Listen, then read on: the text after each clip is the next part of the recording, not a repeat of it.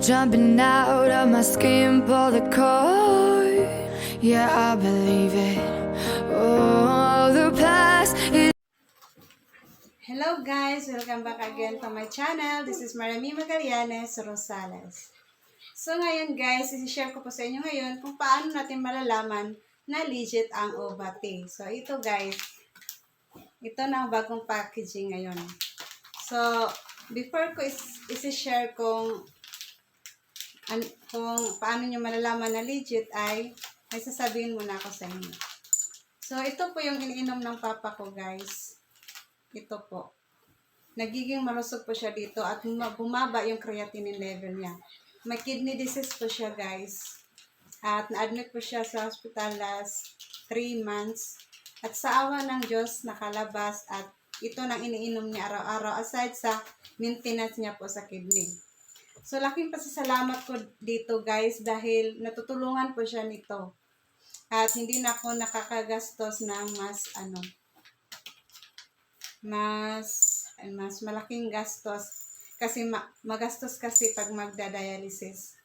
I-dialysis na sana sabi ng doktor pero hindi pumayag ng papa ko.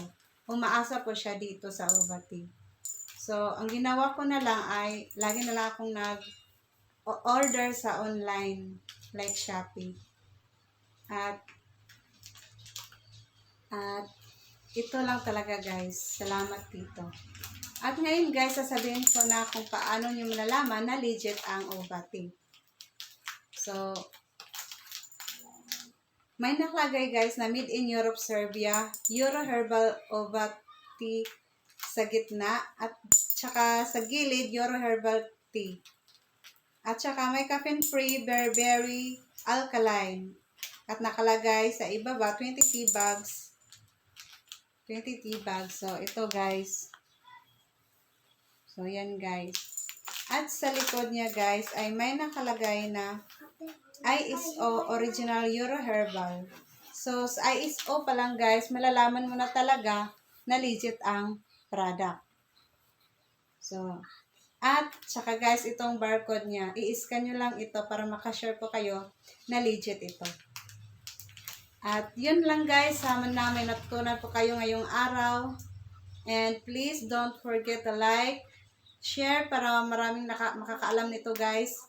Na mabuti talaga ito sa katawan. Yung may UTI, makakatulong talaga ito guys. And please comment kung may tanong po kayo. Comment nyo lang po sa ibaba. And please don't forget to hit the notification bell para updated po kayo sa bago kong videos. Or mga video. So, thank you and God bless you all.